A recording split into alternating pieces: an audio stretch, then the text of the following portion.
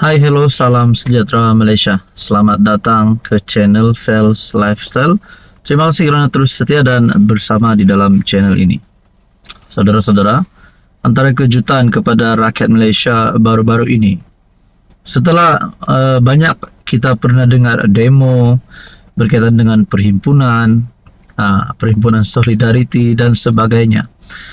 Akhirnya perhimpunan-perhimpunan ini membawa kepada satu pertanyaan daripada pemerhati-pemerhati politik. Adakah apa yang mereka, perhimpunan yang mereka lakukan itu berdasarkan fakta yang tepat atau hanya tin kosong?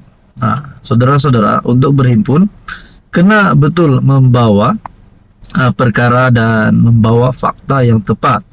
Bukan hanya fakta yang cerita kedai kopi, terus kawan bawa berhimpun, mari berhimpun, terus ikut berhimpun. Bukan begitu. Tapi kena fikir logik dan kena fikir secara rasional. Kenapa perhimpunan itu diadakan dan untuk apa Anda mengikuti perhimpunan itu? Saya bukan salahkan, tapi saya hanya menekankan perkara bahwa fakta paling penting. Dalam satu tulisan daripada Harapan Daily bertarik 26 Januari. Kenapa saya cakap begitu? Perasuah mana yang dibebas zaman kerajaan Madani? Kerana di dalam perhimpunan terdapat gambar kartun Anwar dan di bawah kartun tersebut yang menggambarkan Anwar Ibrahim PMX terdapat tulisan Bapa Pembebasan Perasuah. Inilah, betulkah Anwar membebaskan perasuah? Kalau betul, siapa perasuah itu?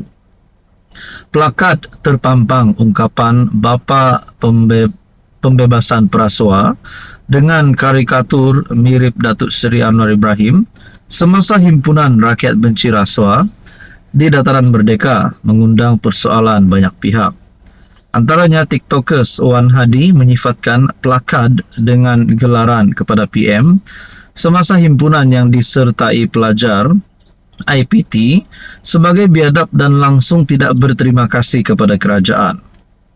Beliau turut menjelaskan adalah tidak betul jika tuduhan membebaskan perasuah itu dikaitkan keputusan terhadap TPM Ahmad Zahid yang dilepas tanpa dibebaskan di NAA daripada 47 pertuduhan pecah amanah, rasuah dan pengubahan wang haram.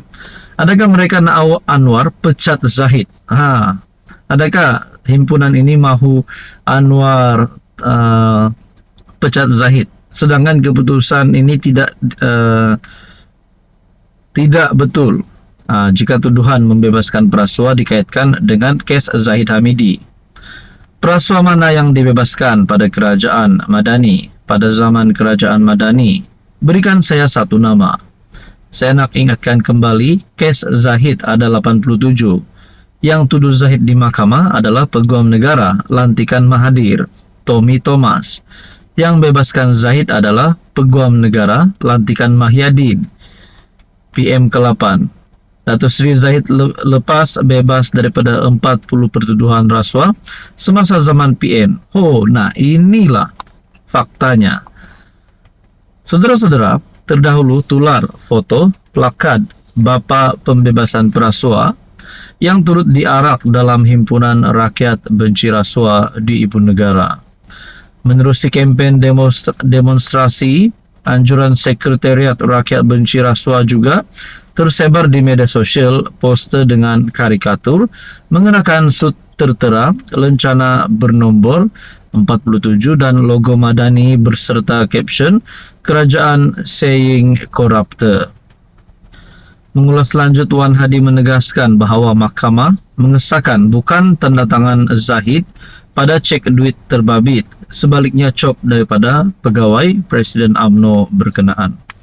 Jadi saudara-saudara yang saya amat hormati, tuan-tuan dan bapa, kalau nak cakap Anwar membebaskan perasuah, anda rasa siapa perasuah itu? Atau ini hanya mainan di minda kita saja? Saudara-saudara yang saya amat hormati, tuan-tuan dan puan, apa komen anda? Hai, hello, salam sejahtera Malaysia. Selamat datang ke channel Fels Lifestyle. Saudara-saudara yang saya amat hormati, terima kasih kerana terus setia dan terus bersama di dalam channel ini. Kejutan kepada seluruh Malaysia, terutamanya kepada rakyat Sabah. Berkaitan dengan skandal rasuah di Sabah, akhirnya ini adalah keputusan terkini. Berkaitan dengan Saman, menurut bekas CEO Sabah Mineral Management SMM, peluang saya telanjangkan semua, kata bekas CEO SMM. Adakah dengan ini terdapat lagi episod baru di dalam skandal rasuah di Sabah ini yang melibatkan beberapa nama besar di dalam kepimpinan kerajaan negeri, melibatkan Ketua Menteri, Menteri Kewangan Sabah, Timbalan Ketua Menteri Sabah, dan juga beberapa adun. Jadi kalau ini benar menurut CEO SMM, bekas CEO ini, kalau benar beliau akan telanjangkan semua, adakah kerajaan negeri JRS mempunyai risiko untuk tumbang? Bekas Ketua Pegawai Eksekutif SMM, John T. Enggihon, tidak gentar dengan firma itu untuk memulakan prosiding undang-undang terhadapnya, sambil menyifatkan apa yang berlaku sekarang sebagai open game atau perlawanan terbuka. Dia mengibaratkannya sebagai perlawanan bola sepak Liga Perdana Inggris. Open game now, kamu stoklah kacang banyak-banyak macam tunggu EPL live, katanya dalam satu hantaran di FB. Menurut John T., prosiding undang-undang itu untuk membolehkannya mengemukakan semua bukti dalam simpanannya yang sehingga kini dihaskan untuk pihak berkuasa. Peluang bagi saya telanjangkan semua yang selama ini saya ditegah dedakan kepada awam kerana digunakan sebagai bahan bukti semasa siasatan pihak-pihak berkuasa. SMM mengumumkan sudah memulakan prosiding undang-undang terhadap John T. serta pihak ketiga yang dikenali sebagai Tay Jian Cheng yang turut dikenali sebagai Albert Tay. Jadi saudara-saudara, kalau benarlah bekas ketua bekas CEO SMM akan telanjangkan mereka semua ini, nah adakah dengan ini SPRM akan menangkap dalang sebenar skandal rasuah Sabah? Ketua Pesuruhjaya SPRM Azam Baki berkata, siasatan ke atas John T. dan pemberi maklumat yang mendedahkan beberapa video telah selesai dan hasil siasatan telah diserahkan kepada Timbalan Pendakwa Raya. Kita nantikan saja apa yang akan berlaku selepas ini. Hai, hello, salam sejahtera Malaysia. Selamat datang ke channel Fels Lifestyle.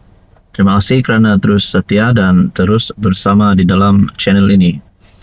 Tuan-tuan dan puan yang saya amat hormati, Anwar Ibrahim sebagai Perdana Menteri merupakan penggal pertama beliau sebagai Perdana Menteri, manakala beliau juga memegang jawatan pengerusi Pakatan Harapan dan sekaligus memegang jawatan Presiden PKR. Adakah mana-mana jawatan Anwar ini di dalam peringkat parti dan juga gabungan parti sebagai pengurusi PH dan Presiden PKR, maafkan saya, Presiden PKR? Adakah terdapat sosok pemimpin yang lain yang boleh menggantikan Anwar? Saya telah mendapat maklumat bahawa pada penggal terakhir Anwar sebagai Presiden pemilihan PKR pada Mei 2025, manakala penggal terakhir Anwar sebagai Presiden PKR. PKR akan mengadakan pemilihan bagi jawatan Majlis Pimpinan Pusat MPP Wanita dan Pemudanya pada 24 Mei depan. Bagi Presiden Parti Anwar Ibrahim, penggal akan datang merupakan yang terakhir untuk sekiranya dia memilih untuk mempertahankan jawatan tersebut yang kemungkinan besar berlaku tanpa saingan. Setiausaha Agung PKR Fauziah Saleh mengumumkan tarikh pemilihan itu dalam satu kenyataan selepas MPP mengadakan mesyuarat. Pencalonan bagi jawatan-jawatan berkenaan dibuka pada 3 dan 4 Mei. Berbeza dengan pemilihan PKR sejak 2010, parti itu kini menghapuskan sistem satu ahli satu undi untuk memilih 6 jawatan tertinggi parti, yaitu presiden, timbalan presiden, dan 4 naib presiden. Sebaliknya, sistem perwakilan diperkenalkan semula. Mengikut peraturan baru itu, 30% perwakilan mesti terdiri daripada wanita. Selain itu, cabang-cabang PKR perlu memastikan yang mengundi adalah seimbang dengan demografi etnik kawasan masing-masing. Jadi saudara-saudara yang saya amat hormati, dalam pemilihan sebelum ini, pertandingan sengit adalah bagi merebut jawatan timbalan presiden, yang menyaksikan Rafizi menewaskan Saifuddin dengan majoriti 19.000 undian. Saifuddin dilihat sebagai calon pilihan Anwar dalam pilihan tersebut. Pasukan Rafizi turut berjaya menang 3 daripada 4 jawatan naib presiden, manakala sekutu Saifuddin, Amiruddin Syahri, memperoleh undi tertinggi dalam saingan tersebut. Jadi saudara-saudara, terdapat beberapa nama besar di dalam PKR. Antaranya Amiruddin Syahri sebagai MB Selangor hari ini, Saifuddin Nasution sebagai menteri di dalam kabinet, begitu juga Rafizi Ramli.